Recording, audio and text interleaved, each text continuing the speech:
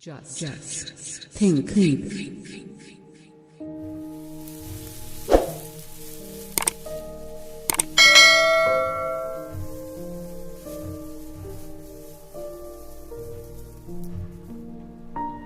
गुलामगिरी, slavery.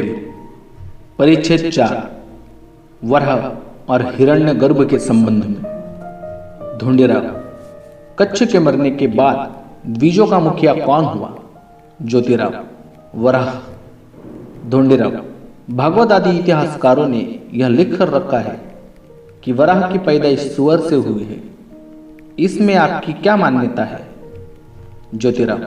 वास्तव में सही बात यह है कि मनुष्य और सुअर में किसी भी दृष्टि से चमत्कारिक भिन्नता है। अपनी बात को अधिक स्पष्ट करने के लिए और तुम्हारा पूरा समाधान हो, इसलिए यहाँ उदाहरण के तौर पर सिर्फ एक ही बात कहना चाहता हूँ कि वे अपने बच्चों को पैदा करने के बाद उनके किस तरह का व्यवहार करते हैं। यही सिर्फ हमें देखना है। मनुष्य जाति की नारी अपने बच्चों को पैदा करते ही वह उस बच्चे को किसी भी तरह का कष्ट नहीं होने देती और उसे बड़े प्यार से पालती पोसती है। लेकिन सुअरी कुतिया की तरह अपने पैदा किए पहले बच्चे को एकदम खा लेती है, उसके बाद दूसरे बच्चे को पैदा करती है। इससे यह सिद्ध होता है कि वराह की सुअरी माता ने सबसे पहले अपने सुअर जाति के बच्चे को खाकर बाद में उस मानव सुअर को पैदा किया होगा। किंतु भागवत आदि ग्रंथकारों के अनुसार वराह यदि आदि नारायण का अवतार है तो उसकी सर्वज्ञता और समान दृष्टि को दाग लगा या नहीं? क्योंकि वराह आदि नारायण का अवतार होने की वजह से उसको पैदा करने वाली सुअरी को उसके बड़े सुअर भाई को मार कर नहीं खाना चाहिए। उसने इसके पहले से ही कुछ बंदोबस्त क्यों नहीं करके रखा था? हाय, पद्मा सुअरी वराह आदि नारायण की माँ ही तो है ना। और उसने इस तरह से अपने नन्हे मुन्ने अबोध बालक की हत्या क्यों की? बाल हत्या शब्द का अर्थ सिर्फ बच्चों को जान से मारना ही होता है, फिर वह बच्चा किसी का भी क्यों न हो। किंतु इसने अपने पैदा किए हुए अबोध बच्चे की हत्या करके उसको खा लिया। इस तरह की अन्याय का अच्छा अर्थबोध हो ऐसा शब्द किसी शब्दकोश में खोजने से भी नहीं मिलेगा। यदि इसको डाकिनी कहा जाए तो डाकिनी भी अपने बच्चों को नहीं खाती। यह एक पुरानी कहावत है।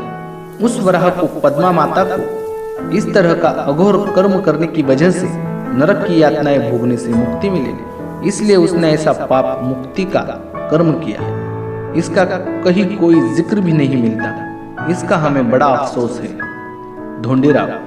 वराह की सुअरी माता का नाम यदि पद्मा था तो इससे यह सिद्ध होता है कि उसके सुअरपति का कुछ न कुछ नाम होना ही चाहिए कि नहीं? ज्योतिराव।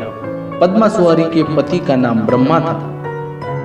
ढूंढीराव। इससे यही समझ में आ रहा है कि प्राचीन काल में जानवर मनुष्य की तरह आपस में एक दूसरे को ब्रह्मा, नारद और मनु इस तरह के नाम देते थे। उनके नाम इन गपोड़ी ग्रंथकारों के कैसे समझ में आए होंगे? दूसरी बात यह है कि पद्मा सुअरी ने वराह को उसके बचपन में अपने स्तन से दूध पिलाया ही होगा, इसमें कोई संदेह नहीं। किंतु बाद में उसके कुछ बड़ा होने पर गांव के खंडहरों में बहुत ही कोमल फूल पौधों का चारा चरने की उसे आदत लगी होगी कि नहीं, यह तो वही वराह आदि नारायण ही जाने।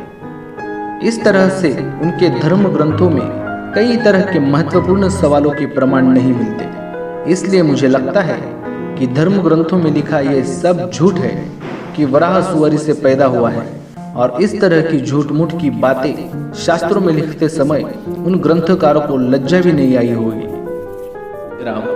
यह कैसे बेतुकी बात है कि तुम्हारे जैसे ही लोग तरह तरह के झूठ मूठ के ग्रंथों की शिक्षा की वजह से ब्राह्मण, पंडा, पुरोहितों और उनकी संतानों के पांव को धोकर पानी भी पीते हैं। अब तुम ही बताओ, इसमें तुम निर्लज्ज हो या वे? ढूंढीराव। खैर, इन सब बातों को अब छोड़ दीजिए। आपके ही कहने के अनुसार उस मुखिया का नाम वराह कैसे पड़ा? ज्योतिराव।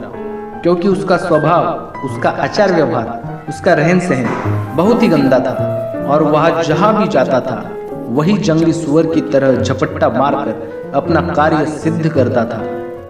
इसी की वजह से महाप्रतापी हिरण्यगर्भ और हिरण्यकश्यप नाम के जो दो क्षत्रिय थे उन्होंने उसका नाम अपनी निषेध की भावना व्यक्त करने के लिए सुअर अर्थात वराह रखा।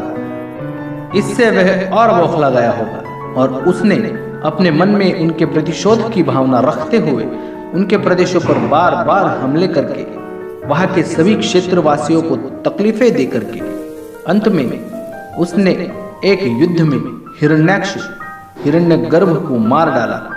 इसका परिणाम यह हुआ कि देश के सभी क्षेत्रपतियों में घबराहट पैदा हो गई और वे कुछ लड़खड़ाने लगे और इसी समय वराह मर गया। Thanks for watching video.